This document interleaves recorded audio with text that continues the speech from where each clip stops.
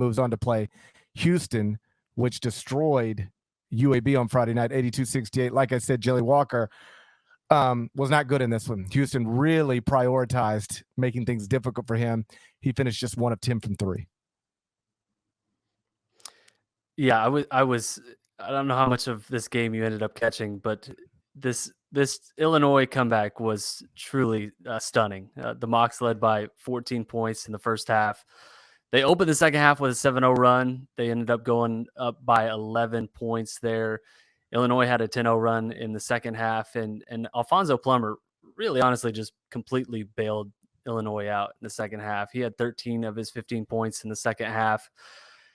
He made all 3 of Illinois' 3-pointers in this game, and they were all in the second half. David Jean-Baptiste only had 4 points on 2 of 11 shooting.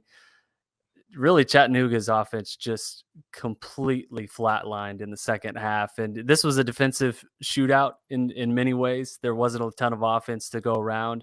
I was impressed that Illinois was able to at least hang on in this game. And yeah, they led for all of 25 seconds, but they were the 25 seconds that ended up mattering, and they escaped 54-53. I saw all of the early stuff because I wasn't in studio till later. I was doing CBS Sports HQ during the day, writing a column during the day, had radio at 4 Central, 5 Eastern, and then into studio. But the truth is, we went on air live at 11 p.m. Eastern, and we were on air for 2 straight hours, commercial breaks, but that's it. We're on air for 2 straight hours, highlights, going to press conferences, discussing what just happened, discussing what it sets up. So once it gets late, that's when I'm not able to watch the games anymore because we're talking on television. So early, I saw Ohio State, Loyola Chicago, and man, Loyola Chicago just, terrible. 41 points against Ohio State. It's an Ohio State team that's not great defensively. I think they were at like 132 in adjusted defensive efficiency, according to KenPom, before the game, and jumped up to around 100 after the game, moved significantly because of how well they handled Loyola Chicago on that end of the court. So Loyola Chicago eliminated in the first round. I saw all of that. Obviously, Notre Dame, Alabama, the Irish, the latest first 4 team to advance to the round of 32. We talked about this on CBS Sports Network tonight. If you're Notre Dame, you don't want to be in the first 4. Nobody wants to be in the first 4. If you get there as an at-large team, it means that you didn't have a great season. But once you get there, if you're Notre Dame, you got to feel like, all right, we can win 2 games here, because in the first one, you're playing another first 4 team. By definition, they're just like you. And incredibly, they get to play into the main bracket, and they get an Alabama team that had lost to teams worse than them all season long. When you get into these types of situations where it's a win or you're done, those are the stakes. I'm always interested to look at one team and go, okay, and this is oversimplifying it, sure, but you'll get the point. Hey, is this team we're about to play, have they lost to anybody like us all season long? And if the answer is no, you're up against it, right? Now, obviously, there are exceptions to this, St. Peter's, Kentucky being a great one. Wild things happen. But what Notre Dame could do when it got matched up with a game with Alabama, say, hey, has Alabama lost to anybody like us this season? And you say, oh boy, they've lost to plenty of people like you this season, and people way worse than you this season. So I thought that was a favorable matchup for Notre Dame. I actually picked Notre Dame to win the game. And of course, when Javon Quinterly goes down with what Nate Oates described as a serious knee injury, I don't want to say that was game, set, match, but it just felt like, if Alabama was going to win this game, they needed to have their full complement of players. And when you lose somebody the caliber of Quinterly, it got real tough. And so then Alabama ends up losing the game by 14 points. Yeah, and the Quinterly injury was early in the game too, for Alabama. That was kind of a tough break early, and Notre Dame was really, really impressive in this one, especially I mean, you look at the Irish; they just played a double overtime game just a few days ago. Cormac Ryan was on just an absolute heater in this one. 29 points for Notre Dame. Was really impressed with what he was able to do. Alabama last season, I was really impressed with what Nate Oates did with that team as one of the best defensive teams in college basketball. That has really not been the case for that team all year. They've been hot or cold. They've had some great wins. You know, they beat Gonzaga, they beat Baylor, but they've lost to some teams that are much worse than I think they probably should have probably ended up winning. So not surprised that they would fall in the first round, and definitely not surprised that this Notre Dame team that seems to be gelling at the right time was able to knock them out of the bracket. Virginia Tech entered today, having won the ACC tournament. Texas rather entered today on a 3-game losing streak, and then Texas goes out and handles Virginia Tech 81-73. So Chris Beard once again advancing in the NCAA tournament. And then I do want to highlight Iowa State over LSU, 59-54. TJ Otzelberger in the round of 32 of the NCAA tournament after inheriting a program that won just 2 games last season. I mean, that is a remarkable coaching job. And it's also the reason fan bases, and we've talked about this before, and athletic directors don't want to really hear anybody talking about, I got a 3-year plan, or I need time, or, you know, people need to be patient. Like TJ Otzelberger has blown that out of the water. Trust me, you take over a power conference job in the most difficult league in the country, and the program won 2 games total the previous season, and you march it into the round of 32 of the NCAA tournament. Nobody else needs patience. Nobody else needs time. Nobody else needs a 3-year plan. Because of the one-time transfer waiver and the transfer portal, you can remake a roster overnight. Now, I'm not saying everybody can do what TJ did, because they won't. I'm just saying it is theoretically possible to remake a roster overnight in one off season before your first season even gets started. And that's what TJ did. I mean, look at that graphic if you're watching on YouTube. 2-22 last season, 0-18 in the conference, 21-12 this season, 4 games below 500 in the Big 12. Like, I hear you, but they had already done so much of the resume building in the non-league portion of their schedule that they were always going to be in the tournament safely. And then they got paired with an LSU team that's obviously had a difficult last week.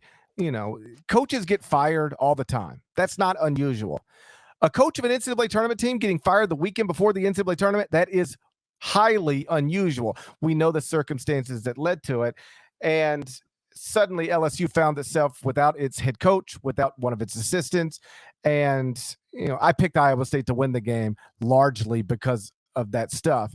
Beyond that, say what you want about Will Wade as about the way he allegedly built his program, about the way he allegedly recruited players. Again, you know, say whatever you want to him in that respect. Put that aside. Like, however he got the players, but when he got them, he could coach them. He's a good coach. He's a good basketball coach. And suddenly LSU found itself without its good basketball coach. And that's why I wasn't terribly surprised or not surprised at all, actually, that Iowa State was able to get to the round of 32. So that was a fun little matchup that had neat stories on both sides of it. Yeah, and I enjoyed this one. This was like your classic sicko take the under game. 2 top 10 defenses going head to head. LSU top 5 defense in 3-point defense. Was absolutely stunned to see Iowa State's offense bounce back. They really sputtered down the stretch of the season. Credit to Tyrese Hunter, freshman for the Cyclones. He was massive for the Cyclones down the stretch, had 18 of his 23 points in the second half for Iowa State, and he is a very interesting NBA prospect. I'm not sure if he's going to end up being someone to look for this year or next year's class, but really announced himself on the national stage tonight with 23 points, including several big 3-pointers down the stretch to kind of ice that game late. Isaiah Brockington, also big, had 19 points in that one, but this was a really impressive performance, all things considered, for Iowa State. Yes, Will Wade in that situation played out for LSU. You know, I would imagine that that probably favored Iowa State, but all things considered, I think Iowa State played really well today. Just a couple of more games from Friday that I want to touch on. Miami over USC, 68-66. A lot of people, myself included, had, as the season progressed, kept staring at USC and going, okay, I guess they're good, but what have they really done? Like, I guess they're good, but where are the big wins? What am I supposed to be paying attention to in terms of things you've accomplished this season? And then they get matched up with a Miami team that was a 10 seed compared to USC 7 seed, and Miami wins it 68-66. I guess it was a controversial foul call in the final seconds. I know Andy Enfield was upset, but we watched the highlight 50 times tonight on CBS Sports Network, and it was a lower body foul. It looked like Charlie Moore got hit. He got fouled. Yeah, that's what I thought too. It was. I could see it either way. I think it was right that they called it a foul and he got the free throws. I could also see where they just let it play and see what happens. But I thought they called it right on the floor. Yeah, and so Jim Larinaga, I don't think I'm telling secrets here. Before the season started, people in the industry thought, okay, this will be one more year, and then he'll probably ease into retirement. And instead, he takes a team that I'm not sure was projected to make the NCAA tournament, and they make the NCAA tournament. Now they're in the round of 32, and he just recently got a contract extension. So, he's going to take Miami wherever Miami goes in this tournament, but, it looks like be back for next season as well. And then the last game, and I'm going to need you to do the heavy lifting on this one because this is one of the ones that, was playing out while we were live on television on CBS Sports Network. Michigan State 74, Davidson 73. I didn't really see how it unfolded, but I did. We carried Bob McKillop's press conference live after the game, and he talked about how proud he was. Multiple times said, we were in the middle of the ring. We were never on the ropes. We were in the middle of the ring trading punches with a Big Ten team.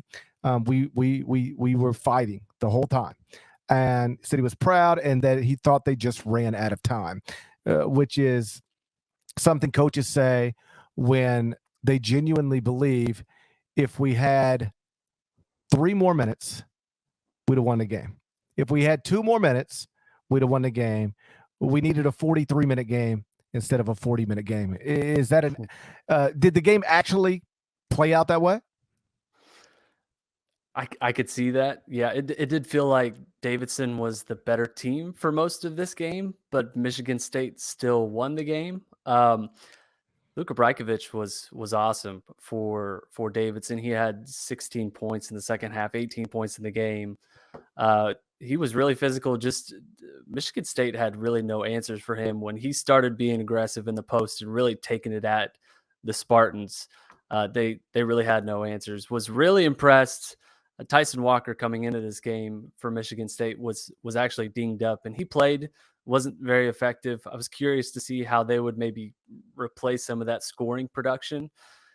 The answer was Joey Hauser. He had a season high 27 points. I think he's thrust himself in the conversation as Chet Holmgren, Jabari Smith, Paolo Banchero, Joey Hauser, number 1 pick. We going there? Joey Hauser? Absolutely. He was really impressive tonight. Yeah, and I think obviously joking there. In the post-game press conference, they were making a point that he maybe now has one more NCAA tournament victory than his brother, something like that. So little family bragging rights. But Michigan State moves on, and that obviously sets up something we'll talk about before we get out of here, and that's Tom Izzo against Mike Krzyzewski one last time on Sunday. Before we move on, let me remind you that the madness is obviously here. You can tell because Kyle Boone, according to the comments on YouTube, is in a holding cell with Pinocchio. Don't miss a moment of the action on CBS, TBS, TNT, and True TV, and download the March Madness Live app to watch every game anywhere, anytime, live. If you're watching live on YouTube, hey YouTube, smash the like button like you're Brandon Davis. We got to get over 200 likes before not ease his grip on those Paramount Plus gift cards. So the Big 12, this is notable because on Friday night's podcast, before Norlander's internet got goofy, made a note that the Mountain West Conference, out of the tournament on, by Thursday night, 0-4. 4 teams in, all 4 lost, round of 64 games. Big 12 on the other end of that spectrum. Got 6 teams in this NCAA tournament. All 6 have advanced to the round of 32. And now, they're going to have higher seeded teams in 4 of the 6 games that the Big 12 teams play in the round of 32. It's going to be 1 seed Kansas against 9 seed Creighton on Saturday. 1 seed Baylor against 8 seed UNC on Saturday. 3 seed Texas Tech against 11 seed Notre Dame on Sunday. 6 seed Texas against 3 seed Purdue on Sunday. 9 seed TCU against 1 seed Arizona on Sunday, and 11 seed Iowa State against 3 seed Wisconsin on Sunday. So let me correct myself. Texas is going to be the Big 12 is going to be the higher seeded team in 3 of the 6 games that the Big 12 plays in the round of 32. How many of them are they going to win? Big 12 is playing 6 games in the round of 32. The record in the round of 32 will be what, Strongjaw? Kansas is winning. Baylor's winning. Texas Tech is winning. Texas is not winning. TCU's probably going to take an L. So yeah, I think it's that's 4-2. Oh gosh, yeah, I think that's right. So yeah, I think. Well, if Kansas wins, Baylor wins, Texas Tech wins, and you got Texas, TCU, Iowa State losing, that puts you at 3-3. I think 3-3 is probably the safe. Like if we were putting percentages by it, the highest percentage, most likely record in the round of 32 would probably be 3-3. But if you told me they got 4 there, I could believe that. Also, if you told me they only got 2 there, I could believe that. But that's the best conference in the country, playing like the best conference in the country.